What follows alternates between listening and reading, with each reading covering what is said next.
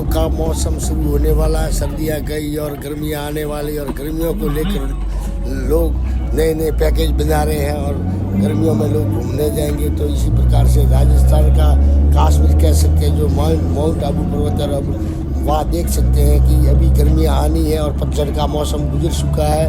कोपले अभी फोड़ेंगे नए पेड़ पौधे, परंतु कुल मिलाकर के देखा जाए तो अभी ये पहाड़ लगभग अधकसरा ही हरा भरा है, यानी कि लगभग सूखा भी आप इसको बोल सकते हैं। कि किसी ज़माने में यहाँ पर कल कल करते हुए झरने बहते थे, वह लोगों की आवाजाही बढ़िया थी, परंतु मार्ग उस समय नहीं थे। जो रास्ते हैं वो लगभग ऐसे तो माना जाता है कि लगभग 300-400 साल से भी अधिक समय से अच्छे खासे रास्ते हैं, जो जहाँ पर बैलगाड़ी गुजर सकती थी या ऊँट गुजर सकते थे, ऐसे ही कुछ रास्ते थे। परंतु अब कुल मिलाकर इस दौरान देखा जाए पिछले 1-2 दशक के अंदर अंदर बहुत ही शानदार सड़कों की व्यवस्था हो चुकी है। जो पहले खतरे की घंटी दिखाई देती थी वो अब सहज है, जो कि सामान्य ड्राइवर भी गाड़ी लेकर के ऊपर की ओर चल सकता है। तो यह माउंट आबू जो कि आप बार बार जाते हैं और बार बार जाने का मन करता है। यहाँ पर पक्षी से लेकर के हर तरह के पैंथर व अन्य भालू व कई तरह के जानवरों का घर आया हुआ है। जैसा कि आपको इस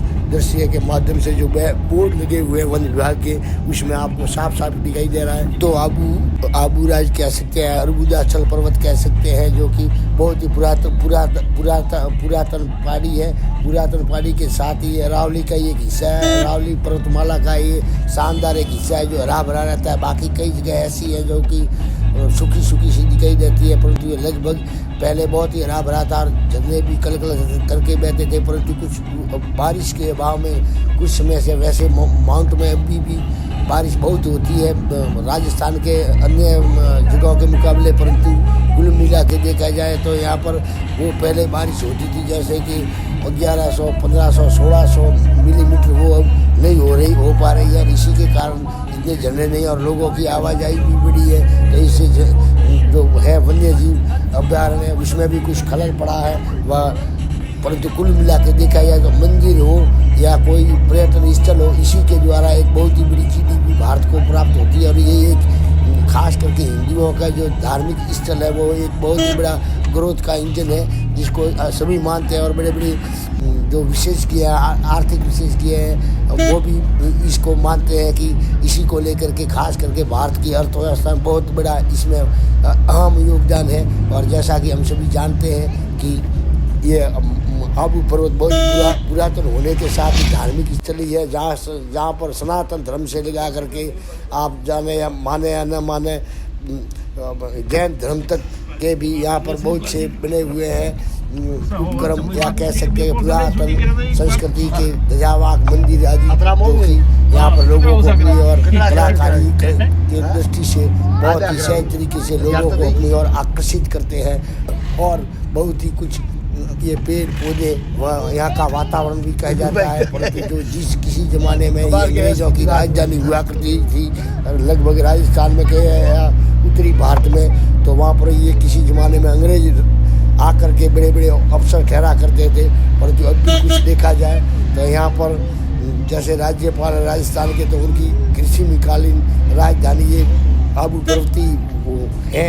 और सभी जानते हैं कि ग्रीष्मकालीन छुट्टियों में यहाँ पर महामहिम खुद यहाँ पर आते हैं और यहाँ पर बहुत ही शानदार अलग अलग जगह पर दृश्य आप देख सकते हैं और इसमें दर्शन भी कर सकते हैं। जैसे कि अद्दर देवी, जो अरबुदा देवी, जो महाकात्यायनी के नाम से 52 खंड नव दुर्गाओं व 52 खंडपीठों में से एक है, वो भी इसी आबू राज पर्वत पर ही स्थित है। जो कहते हैं कि अद्दर देवी, और जो अद्दर का मतलब है जो कि होठ लब, उसी को अद्दर कहते हैं। एक टुकड़ा सती का 52 टुकड़ों में से यहाँ पर गिरा था अद्दर यानी होठ, तो इसी को लेकर के अद्दर देवी और ख़ास करके परमार व अन्य गोत्र साखला आदि और भी कई गोत्रों की कुल देवी मानी जाती है। और यहाँ पर लोग अक्सर शादी ब्याह होने के पर धौक लगाने व कहते हैं कि ज्वार करने अवश्य ही आते हैं। और ये अलग अलग लोगों के लिए अलग अलग तरीके का ये आकर्षण का दर्शन का श्रद्धा का केंद्र बना हुआ है।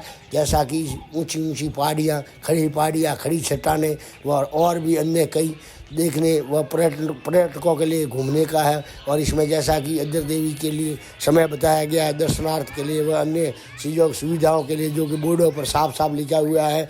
पहले खड़ी पावड़ियाँ हुआ करती थी, परंतु आसान पावड़ियाँ भी है और सड़ाई भी बहुत ही सहज हो चुकी है। जैसा कि आप अब देख सकते हैं यहाँ पर। अब मैं एक एक की तो प्रति उगाड़ूंगा, परंतु आपको बता देना चाहता हूँ कि अदर देवी से लगा करके बीच में जो रास्ते में आते हैं वहाँ पर पुलिस वाले बैरिक लगा करके लोगों से धन उगाई करने का बहाना ढूंढते हैं। और इसी को लेकर मेरे साथ मेरे परिवारजनों की एक और गाड़ी थी जिसमें इन्होंने धन उगाई की कोशिश की, परंतु किसी अफसर से बात करवाने पर छूट गई। तो सभी के पास तो अफसर के नंबर हो नहीं सकते, तो ऐसा होता है अक्सर। तो इसके लिए आप सीधे सीधे वो कहते हैं कि ऐसा कर रहा है तो चलिए थाने में और वहीं जा कर के बैठ जाइए। फालतू की ये भ्रष्टाचारी लोगों के लिए सबक देना न भूलें। और इसी प्रकार मैं इस अदर देवी मंदिर को लेकर भी कहना चाहूँगा कि यहाँ पर भी कुल मिला करके जो मैनेजमेंट देखा जाए तो वो बहुत अच्छा नहीं है, क्योंकि यहाँ पर जो मंदिर में है वहाँ पर जो गार्ड लगा हुआ है वही सर्वे सर्वा उनको अपना वो कार्यकारिणी का कहिए ट्रस्ट का अध्यक्ष समझता है और वो भी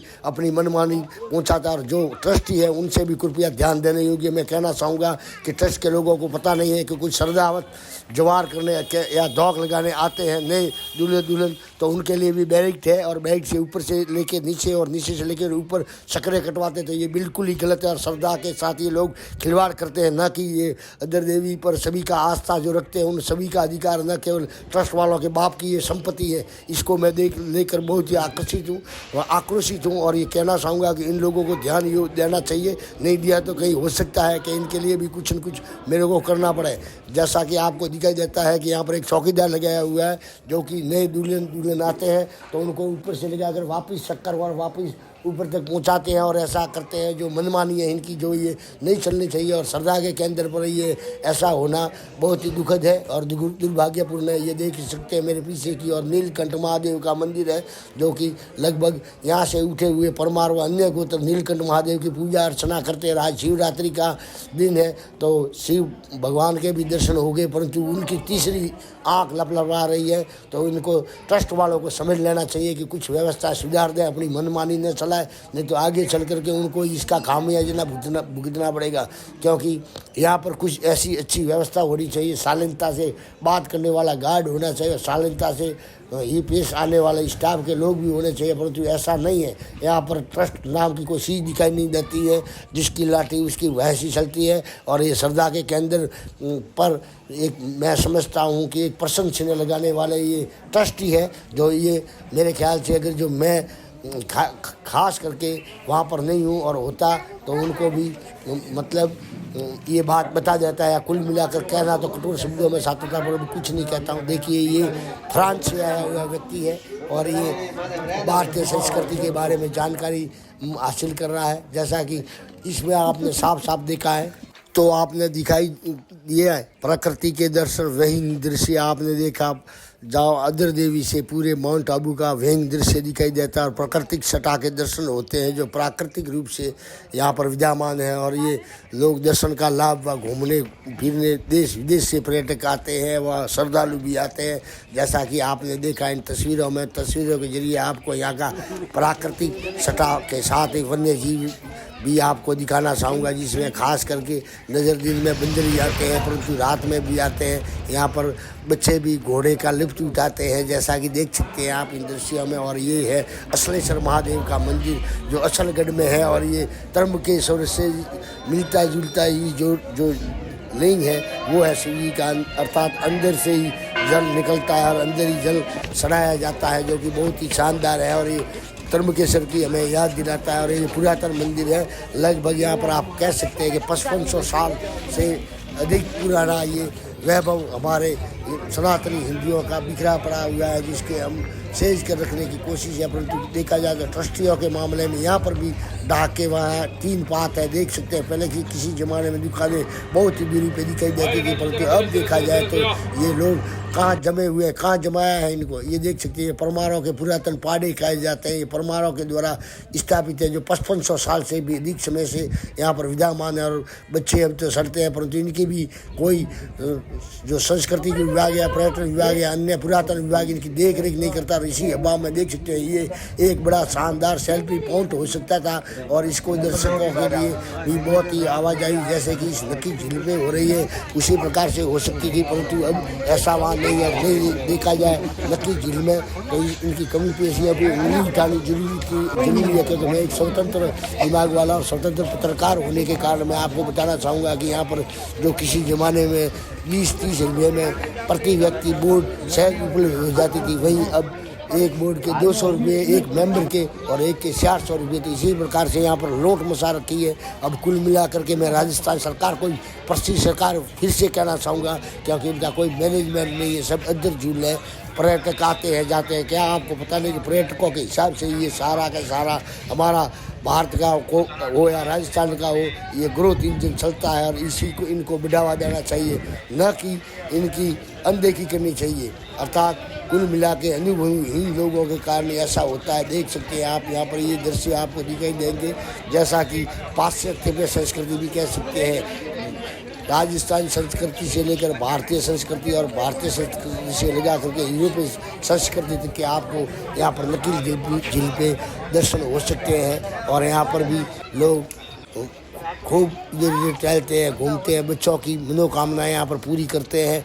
परंतु सरकार को चाहिए कि इनके लिए और जन संसाधन जुटाएं, सुविधाएं जुटाएं, ताकि पर्यटकों को बढ़ावा मिले और राजस्थान का ग्रोथ इंजन ऐसे ही आगे बढ़ता रहे। तो देखते रहे भिंडमाल हलचल काफ़ी समय के सामने आपको पेश किया है और नया कंटेंट से समझ सकते हैं इसको लेकर के। और आप